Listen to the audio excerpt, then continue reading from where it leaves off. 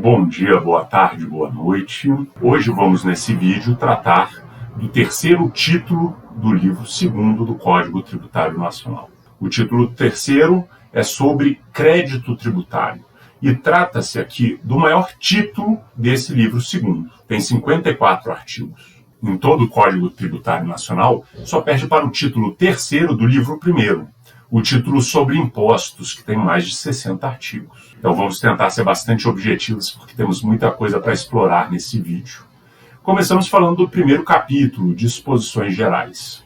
É um capítulo sucinto e basicamente nos lembra que o crédito tributário é um crédito do fisco, do sujeito ativo, e uma dívida do contribuinte ou do responsável. Logo, o Estado tem direito ao recebimento do valor e o contribuinte ou o responsável tem o dever de pagar o valor exigido pelo fisco. O artigo 139 aponta que o crédito existe devido a uma obrigação tributária principal.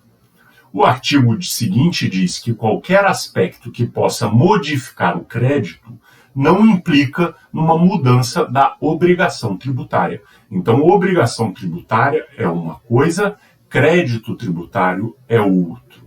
Tá? Falando rapidamente, a obrigação tributária tem sua origem no fato gerador.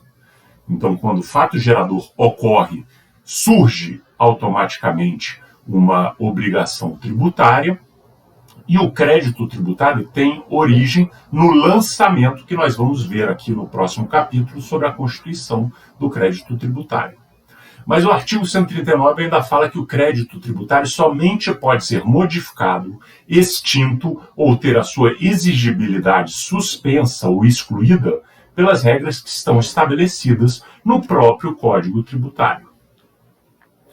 Bom, o segundo capítulo fala sobre a constituição do crédito tributário. Já vimos que a obrigação tributária tem origem no fato gerador. O crédito, entretanto, tem origem quando há o lançamento do mesmo.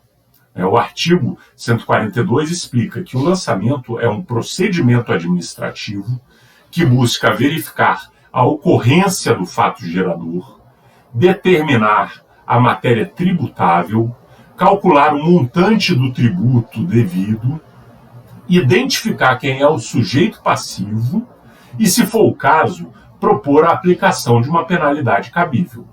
Então, veja bem, o lançamento ele possui 5 finalidades: verificar a ocorrência, determinar a matéria tributável, calcular o montante do tributo devido, identificar o sujeito passivo e, se for o caso, propor as penalidades. Somente após esse procedimento administrativo ser feito é que existe um crédito tributário, ou seja, que existe uma dívida que o contribuinte ou o responsável deve saldar. Portanto, no direito tributário, a obrigação existe desde o fato gerador, mas o crédito ele só nasce com o lançamento. E veja, a obrigação dá origem ao crédito. Não existe um crédito tributário sem obrigação tributária. Mas pode haver uma obrigação tributária sem que haja um crédito. Quando é que vai ocorrer isso? Antes desse lançamento, você tem a obrigação tributária, mas não há o crédito, né? Somente após o lançamento, somente após esse procedimento administrativo é que vai existir o crédito. E a gente também vai ver mais para frente, no capítulo sobre exclusão do crédito, né, que existe um prazo de prescrição do mesmo. Então, mesmo sendo prescrito o crédito tributário, a obrigação ela continuou sempre existindo. Então, são duas coisas diferentes, a obrigação e o crédito. Os artigos 143 e 144 apontam que, no caso dos tributos em moedas estrangeiras, e aqui principalmente se fala de imposto de importação e imposto de exportação, o câmbio utilizado será o do dia do fato gerador. O lançamento também vai ter referência à data do fato gerador, inclusive prestando atenção à legislação que era vigente nessa data que aconteceu o fato gerador.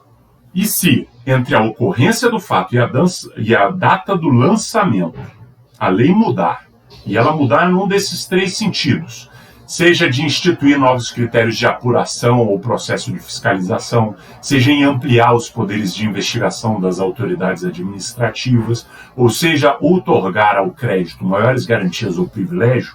Se mudar em uma dessas 3 direções, essas mudanças podem ser incorporadas no lançamento. E uma outra coisa importante é colocada pelo artigo 145. O lançamento regularmente modificado ao sujeito passivo só pode ser alterado em virtude de impugnação do sujeito passivo, recurso de ofício e iniciativa de ofício de autoridade administrativa nos casos previstos no artigo 149. Bom, nesse caso a gente precisa avançar para entender o que diz o artigo 149. Esse artigo 149 diz que a autoridade administrativa pode lançar ou rever o lançamento de um crédito tributário por iniciativa própria. É isso que quer dizer o de ofício. O recurso de ofício ou uma iniciativa de ofício significa uma iniciativa ou um recurso que não foi provocado por outra pessoa, que entrou com uma impugnação, com uma reclamação administrativa. Foi uma iniciativa própria. E quais são essas possibilidades? As possibilidades de iniciativa de ofício são 9. A saber, quando a lei assim o determinar, quando a declaração não seja prestada por quem de direito, no prazo ou na forma da legislação, quando a pessoa legalmente obrigada, embora tenha prestado a declaração nos termos da lei, deixe de atender no prazo um pedido de esclarecimento formulado, quando se comprove falsidade, erro ou omissão quanto a qualquer elemento definido na legislação tributária, como sendo de declaração obrigatória, quando você comprove omissão ou inexatidão por parte da pessoa legalmente obrigada no exercício da atividade a que se refere o artigo seguinte, que é quando se comprova ação ou omissão do sujeito passivo ou do responsável do terceiro legalmente obrigado que dê lugar à aplicação de penalidades, quando deva ser apreciado o fato não conhecido ou provado por ocasião do lançamento anterior e, por fim, quando se comprove que no lançamento anterior ocorreu fraude ou falta funcional. Então, basicamente, se existe uma declaração e a autoridade administrativa consegue identificar erros ou tentativas de fraude ou equívocos nessa declaração, ele pode tomar essa iniciativa de rever de ofício o valor do crédito tributário. Então, esse artigo 149, ele fala de uma modalidade de lançamento. O lançamento de ofício. Ou seja, quando existe uma iniciativa do órgão administrativo responsável pelo tributo, sem que haja nenhuma ação, por exemplo, do sujeito passivo, de interferir nesse lançamento. Outra modalidade de lançamento é por declaração. Existe um artigo, o artigo 147, fala disso. Ele diz que o lançamento, nesse caso, é efetuado com base na declaração do sujeito passivo ou de terceiro, quando um ou outro, na forma da legislação tributária, presta à autoridade administrativa informações sobre matéria de fato indispensáveis à sua efetivação. Ou seja, o sujeito passivo ou um terceiro, por exemplo, a empresa que informa o quanto que pagou a cada um dos seus funcionários, tem que fazer uma declaração ao sujeito ativo. E assim é que é o início do processo de lançamento de crédito. E, por fim, existe uma terceira modalidade, que é por homologação, que consta no artigo 150. Essa modalidade de lançamento é mais utilizada devido à sistemática favorável à fazenda pública. Nessa modalidade de lançamento, a responsabilidade de identificar a ocorrência do fato gerador e de calcular o tributo devido é transferida ao sujeito passivo, que deverá, inclusive, efetuar o pagamento antecipado do tributo, sem prévio exame da autoridade administrativa. Aí você fez isso, posteriormente, a Fazenda Pública vai verificar o procedimento levado a cabo pelo sujeito passivo. Estando tudo em conformidade com a legislação tributária, ele efetua a homologação do pagamento. Se houver erros, equívocos, ele recalcula, como nós vimos, de ofício. O artigo 150 deixa claro que o prazo para homologação é de 5 anos a contar da ocorrência do fato gerador. salvo se a lei não fixar outro prazo. Dentro desse prazo, se for o caso, a Fazenda Pública pode realizar lançamento suplementar, caso verifique que o valor pago pelo sujeito passivo é inferior ao que realmente é devido. Mas se o prazo vencer e a autoridade administrativa não fiscalizou ou homologou o pagamento, considera-se que o lançamento está correto e o crédito é extinto, exceto em casos em que você verifique que houve dolo, fraude, simulação. Então, portanto, nós tratamos ainda nesse capítulo de 3 modalidades de lançamento de créditos tributários. Pode haver um lançamento de ofício, que é detalhado no artigo 149, pode haver um lançamento por declaração, que é detalhado no artigo 147, e um lançamento por homologação, que é detalhado no artigo 150. Você perceba que a atuação do sujeito passivo muda em cada um desses tipos de lançamento, desde uma ausência total no lançamento de ofício, até quase que fazer tudo no lançamento por homologação, apenas havendo para a Fazenda Pública, no caso, rever o procedimento por homologação se o sujeito passivo fez tudo certo. Mas toda a ação cabe a ele. Bom, o terceiro capítulo desse título fala da suspensão do crédito tributário. E esse é o primeiro dos 3 capítulos que falam sobre as vicissitudes, as eventualidades do crédito tributário. Aqui vai falar da suspensão, no próximo capítulo a gente fala da extinção e, por fim, da exclusão. Olha só, pessoal, esse é um daqueles pontos em que a gente sempre tem muita possibilidade de confusão. Por quê? Porque os nomes são parecidos, só que são coisas muito diferentes. A gente está falando da suspensão, vamos falar nesse capítulo, quando o crédito tributário não pode ser cobrado. Geralmente porque a gente fez uma negociação, fez um parcelamento, ou existe um questionamento judicial, administrativo, então o crédito continua valendo, mas você não pode negativar o contribuinte. Então, se o contribuinte pedir uma certidão negativa, ele consegue, porque o crédito está suspenso. A extinção é a quitação do crédito tributário.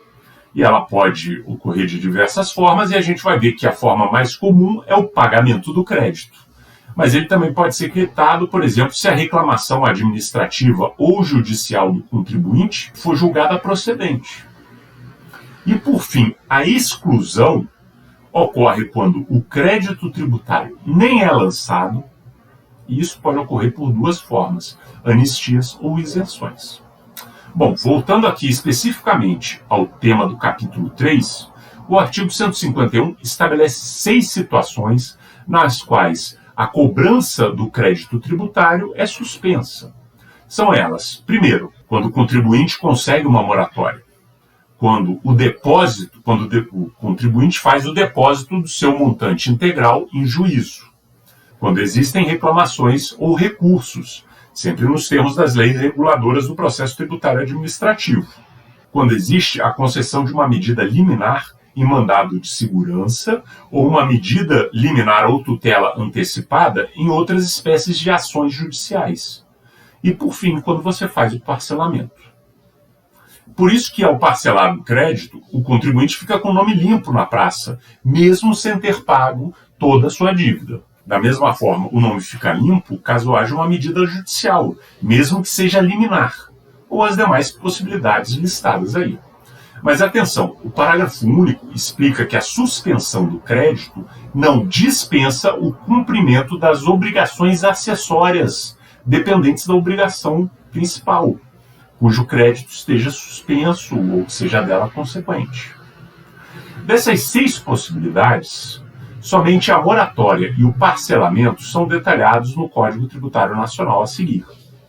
Então, vamos falar desses 2 que são detalhados mais à frente.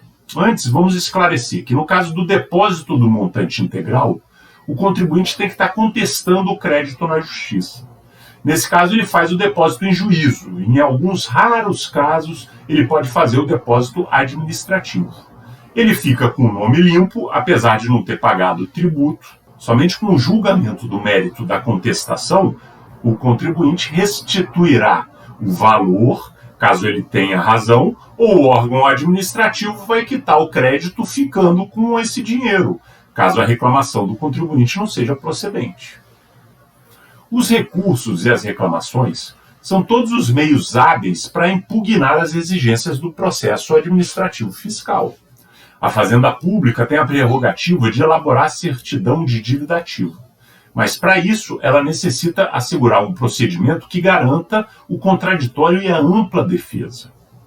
Por isso, na medida em que o sujeito passivo utiliza os meios estabelecidos em lei, que estão previstos lá na legislação, ele consegue suspender a cobrança enquanto essas reclamações, esses recursos, não forem avaliados. De certa forma, é a mesma coisa que acontece com as liminares judiciais. Enquanto você não tem uma avaliação quanto à reclamação judicial, o crédito fica suspenso e não pode ser cobrado. Bom, além desses 4 que nós vimos, ainda restam a moratória e o parcelamento. A moratória é discutida nos artigos 152, 153, 154, 155. E o parcelamento é discutido no artigo 155A, um artigo que é incluído na lei nos anos 2000. Bom, a moratória é a dilatação do prazo para o pagamento do tributo. Ela pode ser concedida em caráter geral, ou seja, indeterminadamente a todos os sujeitos passivos situados no território do ente tributante que concede tal benefício, ou individualmente aos sujeitos passivos que comprovem condições estabelecidas em lei. Nesse caso, a moratória é concedida a cada caso por um despacho de autoridade administrativa. E cabe salientar que o artigo 155 alerta que a moratória individual não gera um direito adquirido. O parcelamento ele é um tipo de moratória também, porque você dilata o prazo para o pagamento. Só que você, nesse prazo acordado, paga uma parcela todo mês. Bom, dependendo de como foi a negociação, né? O crédito seguinte, então, fala da extinção do crédito tributário. Quando existe o crédito tributário e ele para de existir. Ele é extinto. Nós vamos ver aqui que existem 11 possibilidades. O primeiro, como a gente já falou, é o mais comum, é o pagamento. Mas também existe a compensação, a transação, a remissão, a prescrição e a decadência, a conversão do depósito em renda, o pagamento antecipado e a homologação do lançamento nos termos do disposto no artigo 150, consignação em pagamento nos termos do disposto no parágrafo 2º do artigo 164, a decisão administrativa irreformável, assim entendida a definitiva na órbita administrativa, a decisão judicial passada em julgado e a dação em pagamento. Então, entre essas possibilidades, o pagamento é o mais detalhado, é o mais comum e é o que existem mais regras aqui no Código Tributário. Existem vários artigos que regulam esse pagamento. Eu vou destacar alguns aqui. O artigo 157, que diz que a imposição da penalidade não ilide o pagamento integral do crédito tributário. Ou seja, ter levado uma multa ou ter sido negativado não substitui a obrigação do pagamento. O artigo 158 diz que o pagamento de um crédito não importa em presunção de pagamento, quando parcial das prestações que se decomponham ou quando total de outros créditos referentes ao mesmo ou outros tributos. O que ele está dizendo é, se você parcelou e pagou a primeira parcela, você não vai presumir que a dívida toda será paga, apenas quando você quitar tudo. E nem, se você tem várias dívidas, o fato de você pagar uma não leva ao presumir que você pagou todas. O artigo 160 também é importante porque diz que quando a legislação tributária não fixar o tempo do pagamento, a data que você deve fazer o pagamento, o vencimento ocorre 30 dias depois da data que se considera o sujeito passivo notificado. Agora, uma possibilidade que nós temos na legislação, que inclui, nós já vimos, inclusive atos administrativos, é você antecipar esse prazo de pagamento. Então você recebe já a sua notificação de um crédito que você deve pagar e já vem a data de pagamento. O artigo 162 diz que o pagamento é efetuado principalmente em moeda corrente, em cheque ou vale postal. E o parágrafo 2º desse artigo diz que o crédito pago em cheque somente se considera extinto quando você resgata o cheque. Você chegar no banco e pagar não significa que você está quite, só quando o cheque compensar e o dinheiro cair na conta da Fazenda Pública. O artigo 163 diz que existindo simultaneamente 2 ou mais débitos vencidos do mesmo sujeito passivo com a mesma pessoa jurídica, relativos ao mesmo tributo de um ano depois do outro ano, ou mesmo de tributos diferentes, mas para a mesma esfera de governo, e você faz um pagamento sem deixar claro para onde existem regras para onde você imputa esse pagamento. Então, em primeiro lugar, você vai pagar os débitos por obrigação própria, ou seja, aqueles que você é contribuinte, e, em segundo lugar, se ainda sobrar recurso, é saldado os créditos onde você é responsável, ou seja, você não foi o contribuinte, mas por um daqueles motivos que a gente viu no título 2, assumiu a responsabilidade. Se não houver esses casos, em seguida você opta primeiro pagar o que você está devendo de contribuição de melhoria, depois de taxa e, por fim, o imposto. Ou seja, a gente utiliza como critério o tipo do tributo. Se não houver vários tipos de tributo, a gente utiliza na ordem crescente dos prazos de prescrição. Ou seja, paga-se primeiro os impostos mais antigos, que estão mais próximos de vencer, e depois os mais novos. Mas se os dois forem mais ou menos do mesmo período, faz-se o pagamento na ordem decrescente dos montantes.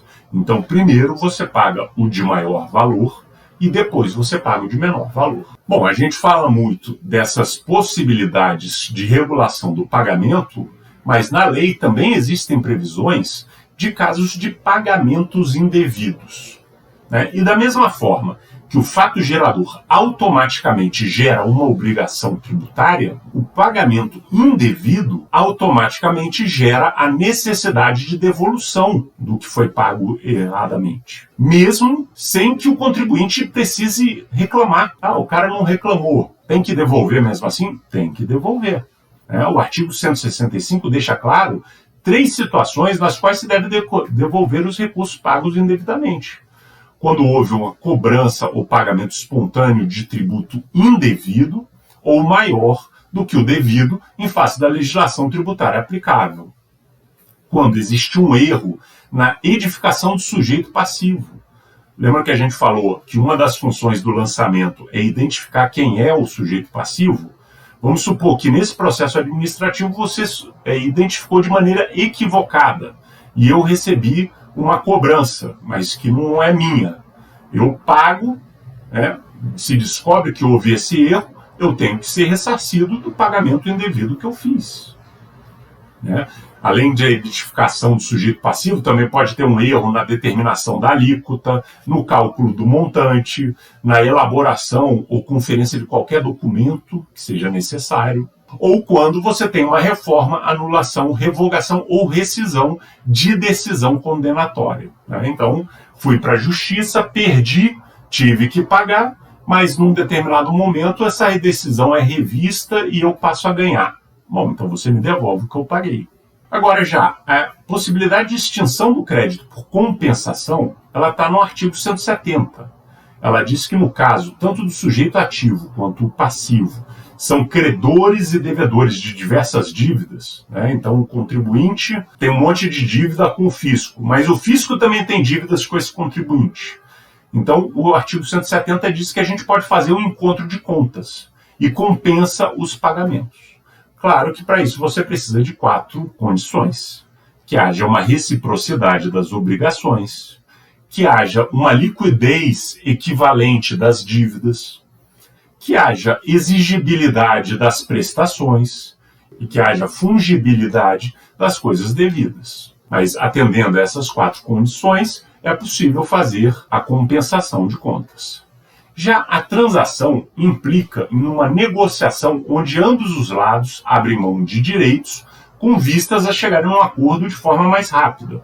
No artigo 171, regulamenta esse procedimento e deixa claro que é necessário haver uma lei autorizando que isso seja feito. A remissão é o perdão da dívida. E o artigo 172 elenca 5 diretrizes para as leis que autorizem a remissão por um despacho fundamentado. São elas, primeiro, a situação econômica do sujeito passivo, um erro ou ignorância excusáveis do sujeito passivo quanto à matéria de fato, a diminuta importância do crédito tributário, as considerações de equidade que a gente já conversou em relação com as características pessoais ou materiais do caso, as condições peculiares a determinada região do território ou entidade tributante. E os artigos 173 e 174 tratam da prescrição e decadência da possibilidade de cobrança dos tributos. A decadência tributária consiste na perda do direito da fazenda pública a fazer o lançamento do crédito. Isso é, na perda da constituição do crédito por meio do lançamento. Já a prescrição tributária é a perda do direito da fazenda cobrar judicialmente um crédito que existe. Então diz a lei que, se a autoridade fiscal não fizer o lançamento em até 5 anos depois da ocorrência do fato gerador, existe a decadência. Agora, caso você lançou o crédito e não procedeu à cobrança pela via judicial em 5 anos depois que você podia fazer essa cobrança, existe a prescrição. E aí você não pode mais ir na justiça. E agora, só para deixar muito claro o que dizem os artigos, os 5 anos que a gente está falando contam em datas diferentes no caso da decadência ou da prescrição. No caso da decadência, são 5 anos a partir do fato gerador. No caso da prescrição, são 5 anos a partir do momento em que a Fazenda Pública pode cobrar judicialmente essa dívida. O inciso 6º do artigo 156 também dá a possibilidade de extinção do crédito tributário por meio da conversão do depósito em renda. Lembram-se de quando falamos da suspensão do crédito, quando o mesmo é discutido na Justiça, no artigo 151? A gente comentou que uma das possibilidades seria o pagamento em juízo, o depósito do montante integral, quando o contribuinte faz esse depósito em juízo esperando o julgamento. É o inciso 2º do artigo 151. Pois bem, caso a reclamação do contribuinte não seja julgada procedente, ou seja, o contribuinte não tem razão, você converte esse depósito em montante integral realizado em renda para o órgão administrativo. E na medida que o órgão administrativo recebe esse dinheiro, ele quita o crédito. Diz-se que o crédito é extinto ainda caso haja uma decisão administrativa irreformável, ou seja, onde não cabe mais recurso, ou uma decisão judicial passada em julgado. E por fim, se houver uma lei específica, o contribuinte pode oferecer bens. Veja que no tocante ao pagamento, a gente falou lá, moeda, cheque, vale postal, coisas semelhantes, né? Mas existe uma possibilidade, uma lei específica, onde você oferece bens como pagamento de uma dívida tributária. Bom, o nosso 5º capítulo fala da exclusão do crédito tributário. Excluir o crédito é negar o início do processo obrigacional tributário, ou seja, é revogar a hipótese da incidência, é excluir a possibilidade de nascer a obrigação tributária. Se o fato gerador cria automaticamente a obrigação tributária, a gente já falou isso várias vezes nesse vídeo, o crédito tributário ele só surge quando existe o lançamento. Mas se entre a obrigação e o lançamento a gente tiver isenção ou anistia, aí o crédito não é incluído. E aí a gente chama essa não inclusão de exclusão. Por que eu falei de isenção ou anistia aqui? Porque essas são as duas possibilidades de exclusão que são previstas no artigo 175.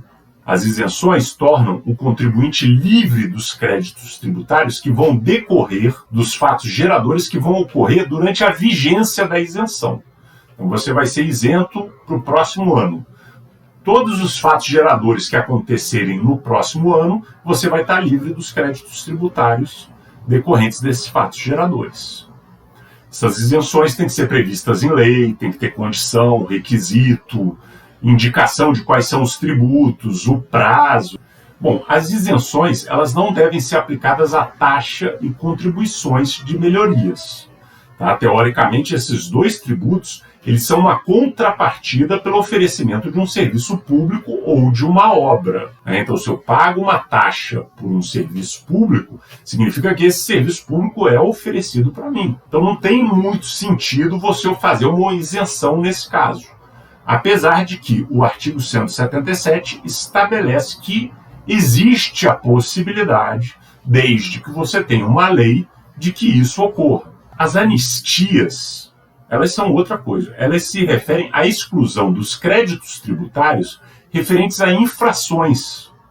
Infrações cometidas anteriormente à vigência da lei que cria as anistias. Segundo o artigo 181, a anistia pode ser concedida tanto em caráter geral quanto limitadamente.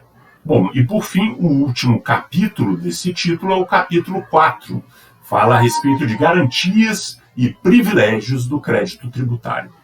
Esse capítulo basicamente se preocupa com a garantia do pagamento dos tributos. Nas suas disposições gerais, ele estabelece que essas garantias, que vão ser ditas aqui, não impedem que outras leis instaurem novas garantias. O que fala o artigo 184 é que, para garantir o crédito tributário, pode-se cobrar a totalidade dos bens e das rendas, de qualquer origem ou natureza do sujeito passivo. Isso significa que, se não pagar, a autoridade fiscal pode pedir a penhora de qualquer bem, de qualquer renda, excetuados unicamente os bens e renda que a lei declare absolutamente impenhoráveis. Mas mesmo no caso dos espólios, da massa falida de uma empresa, tudo pode ser acionado para que seja paga a dívida tributária. E por conta desse entendimento, o artigo 185 estabelece que é fraude, venda ou alienação de bens antes do pagamento do crédito tributário inscrito na dívida ativa. E a gente vai discutir, quando a gente falar sobre administração tributária, como é que se faz essa inscrição. Mas, dito isso, o artigo 186 estabelece que o crédito tributário prefere a qualquer outro, seja qual for a sua natureza ou o tempo de constituição, exceto os créditos decorrentes da legislação do trabalho ou os créditos decorrentes de acidentes de trabalho. Ou seja, a prioridade do pagamento é de dívida trabalhista, seja aquelas dívidas que estão inscritas na CLT ou decorrentes de acidente de trabalho. Mas logo depois, a prioridade de pagamento são os débitos tributários. E em seguida, vem os pagamentos para fornecedores, etc, etc. O parágrafo único desse artigo 186 traça o caso de empresas em processo de falência, como é que seria, então, o pagamento, a prioridade de pagamento nesses casos. E o artigo 189 trata das dívidas existentes em inventários. Em todos esses casos, o objetivo é garantir que haja uma precedência, claro que dentro de certos parâmetros, para o recebimento das dívidas tributárias. Então, se a pessoa tem muitas dívidas e dívidas de diversas naturezas, existem garantias para que as dívidas tributárias tenham ali uma preferência, um privilégio em relação a outros tipos de dívidas. Bom, então nós aqui discutimos nesse título terceiro o que seria um crédito tributário, como é que se dá o lançamento desse crédito tributário, quais são as formas que nós temos para garantir uma prioridade no pagamento desses créditos tributários e quais são as situações em que ele pode ser suspenso, ele pode ser extinto ou ele pode ser excluído. Então, o nosso vídeo tratou sobre esse tema e o próximo vai tratar sobre administração tributária, o último título do livro 2º do Código Tributário Nacional. Muito obrigado pela atenção, até a próxima.